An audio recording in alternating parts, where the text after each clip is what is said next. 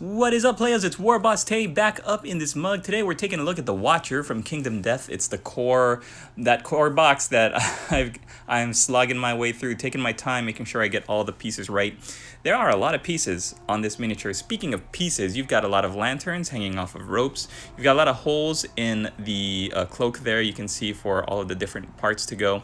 So when you're building this, it's kind of frustrating because you've got lanterns on rope, you've got a shawl or a kind of wrap that has these ghostly faces on it, and then you've got ghostly wispy smoke that comes out of all different areas. And it might be confusing. I know it would be to me if I did not have Vibrant Lantern. Vibrant Lantern is your one-stop, one place on the web where you can go and get all of the build instructions for any of the models on, I think, mostly anything in the Kingdom Death range. They really do a great job with the pictures and the instructions. So using that, I was really able to put together this miniature, and it just looks, it's terrific.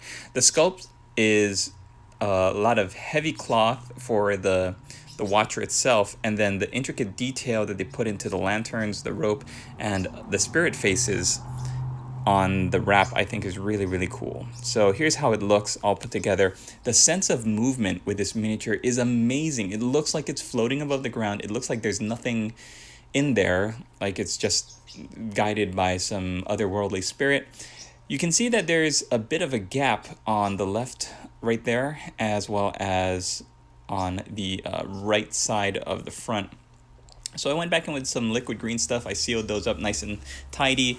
Those little seams are just not fun to look at once you start painting, and the further you go, the harder it is to correct. So yeah, it's really mind-boggling how you could put this together if you don't have Vibrant Lantern or some kind of, because there's no paper instructions and there are no numbers, I don't believe, so it's really guesswork without Vibrant Lantern. You can see at the bottom of those lanterns there's a little bit of flash that I have to go back in and clean up with my hobby knife. And here is a shot next to a Space Marine, Primaris Space Marine for reference. But I love the way the bottom of his little hoodie there is just billowing out, like he's moving forward, or like there's a sense of motion and a sense of movement in all that cloth, that heavy cloth. Just, it looks so great. So when I was thinking of a way to paint this guy, I wanted there to not be one specific color. I didn't want you to look at him and think, oh yeah, it's brown robes or it's gray robes. I wanted it to really be a mixture of just drab tones, and so this is what I came up with. It's not really brown, it's not really gray, it's just very drab. And I think it was, I don't even remember the recipe. I was so excited with how it turned out. I remember I base coated it in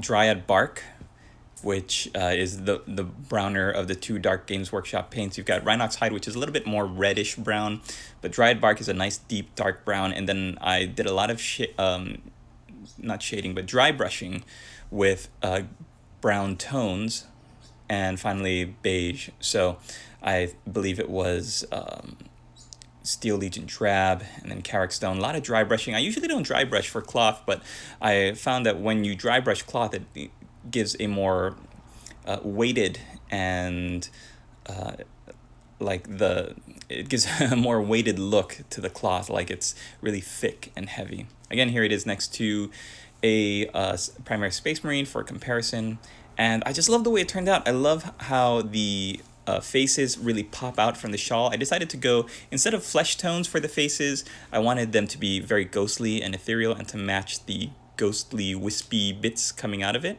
And it's a nice contrast to the bright yellow of the lanterns. So hey, thanks for watching, everybody. I hope you're enjoying my progress with the Kingdom Death commission. Stay tuned as we get into the last of the monsters, and then into the special bits with the survivors and all those armor kits. Also, stay tuned for more Eldar Oathway and Primaris Space Marines, and hit that subscribe button if you're not subscribed to my channel. We'll see you in the next video. Latest, players!